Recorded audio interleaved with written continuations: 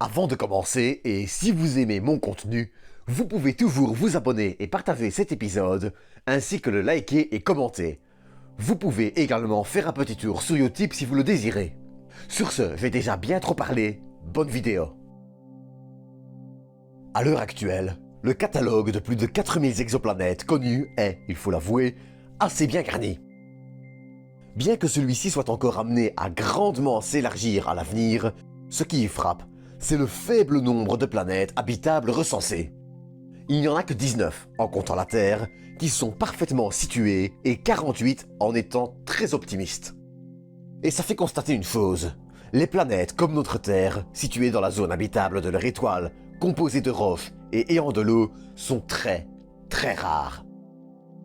En trouver une seule dans un système est déjà un beaucoup de chance. Alors 3. Alors préparez-vous une bière et des spéculoos, parce que l'histoire d'Exoplanète d'aujourd'hui est dédiée au système Trappist 1.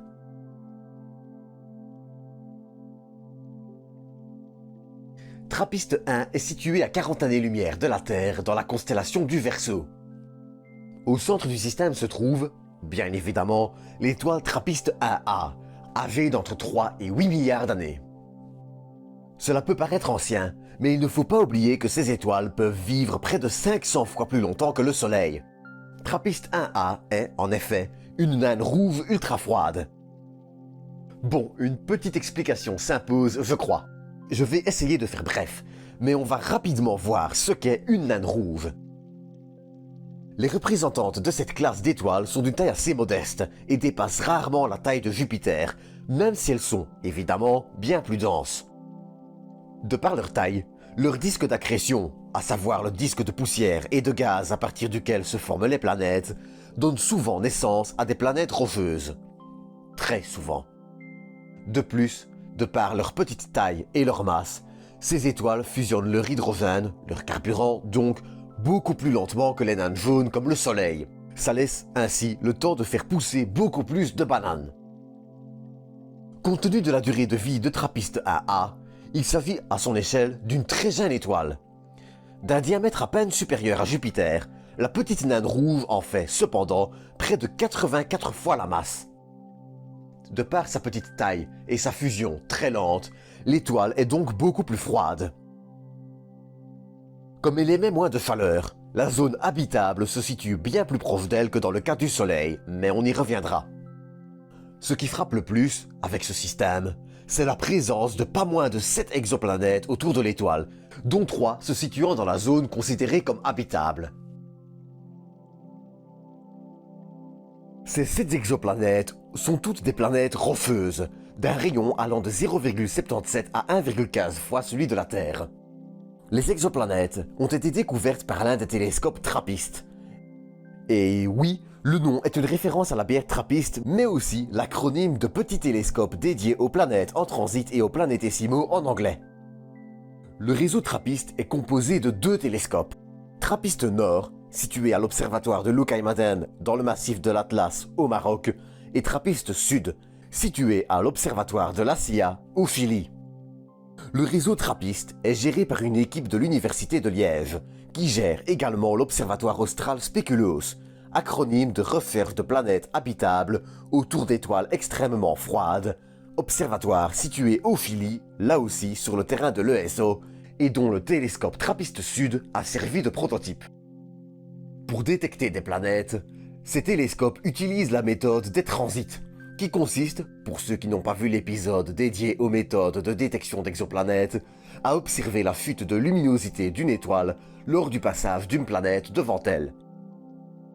Tout ça pour en arriver à dire que les 3 premières exoplanètes du système Trappist 1, qui est le premier système découvert par Trappist, ont été découvertes en 2015 et les 4 autres en 2017. La première, Trappist 1b, orbite autour de son étoile à moins d'1,5 million de kilomètres.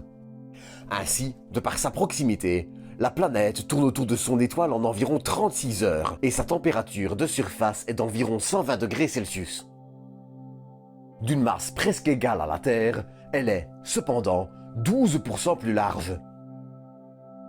Mais ce qui est intéressant, c'est que, en analysant sa densité, on s'est rendu compte qu'elle doit être composée d'au moins 5% d'eau, ce qui implique donc une atmosphère probablement, voire plus, aussi dense que celle de Vénus.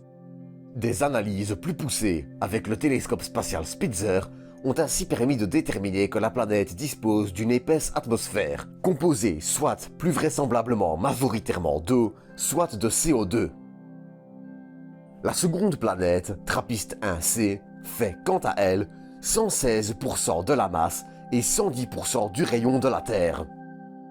Elle orbite autour de son étoile en 58 heures et semble, elle aussi, disposer d'une atmosphère aussi épaisse que Vénus, bien qu'un peu moins épaisse que celle de Trappist 1b. Là où les choses deviennent plus intéressantes, c'est avec Trappist 1d. La planète, située à la limite intérieure de la zone habitable, ne semble faire qu'un tiers de la masse de la Terre pour 78% de son rayon.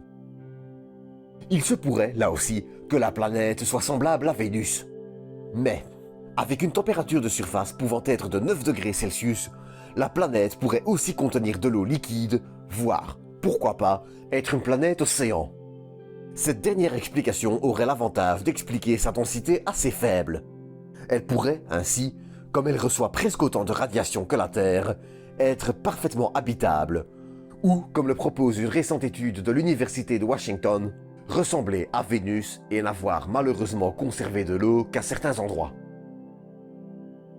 La quatrième, Trappist 1e, est, elle, l'exoplanète connue la plus semblable à la Terre. Son rayon, sa masse, tout correspond. De plus, celle-ci orbite en plein milieu de la zone habitable de son étoile, là où l'eau a le plus de chances de se trouver à l'état liquide. Mais tout n'est pas rose non plus. Comme certaines de ses sœurs, elle pourrait en effet être verrouillée gravitationnellement avec son étoile, ce qui signifie qu'elle lui présente toujours la même face. Ce qui est, il faut l'avouer, loin d'être optimal pour trouver de la vie, même si l'eau pourrait rester à l'état liquide sur sa face ensoleillée.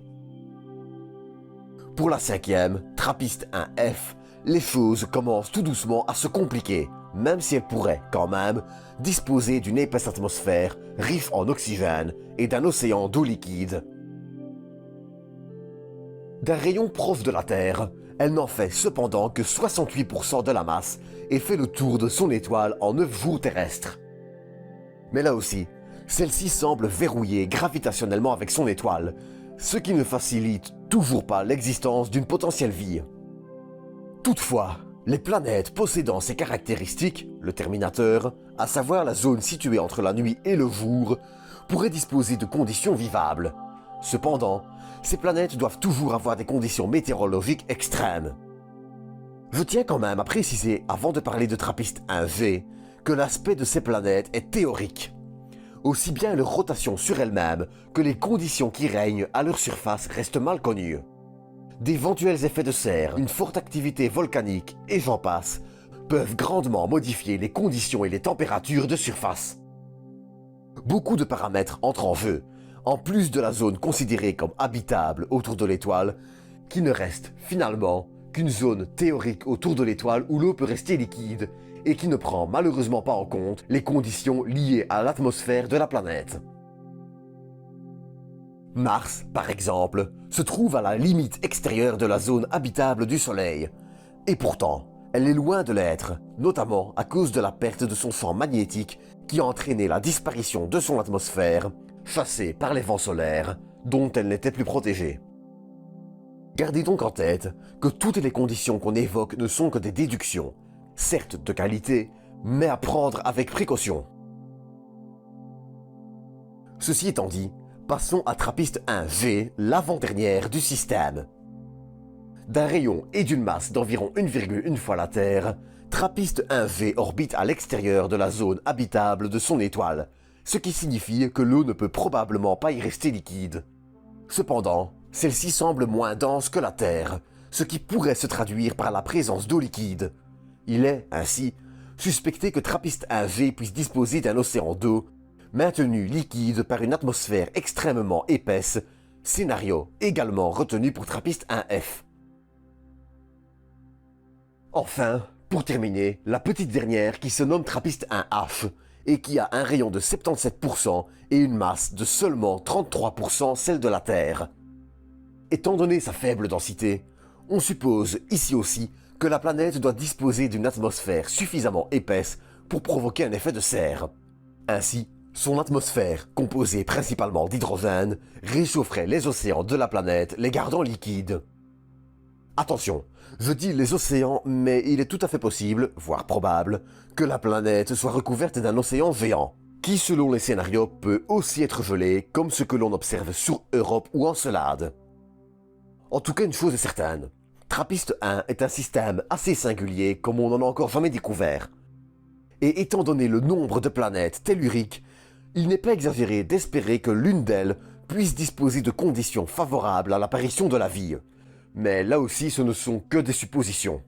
En tout cas, s'il existe des êtres capables de voir sur ces planètes, le spectacle qui se livre à eux doit être assez singulier. Si vous vous situez sur l'une des planètes situées au milieu, comme TRAPPIST 1D, vous voyez alors toutes les autres planètes avec un niveau de détail comparable, pour les plus proches, à la Lune vue de la Terre. Ainsi, il est possible, quand deux planètes sont au plus proche l'une de l'autre, d'en observer les nuages, les tempêtes, les montagnes, les continents et j'en passe. TRAPPIST 1 est donc, vous l'aurez compris, un système fascinant qui, malgré sa distance, ne peut empêcher d'attirer particulièrement la curiosité. Et c'est plutôt une bonne chose, car au fond, où en serions-nous dans notre compréhension du monde sans la curiosité? Mais ça, c'est un autre sujet. En attendant, c'est sur ceci que va se terminer cet épisode. J'espère, comme d'habitude, que vous l'aurez apprécié et je vous donne rendez-vous dans une semaine pour une nouvelle vidéo. D'ici là, prenez soin de vous, prenez soin des autres et à bientôt pour une nouvelle dose d'espace.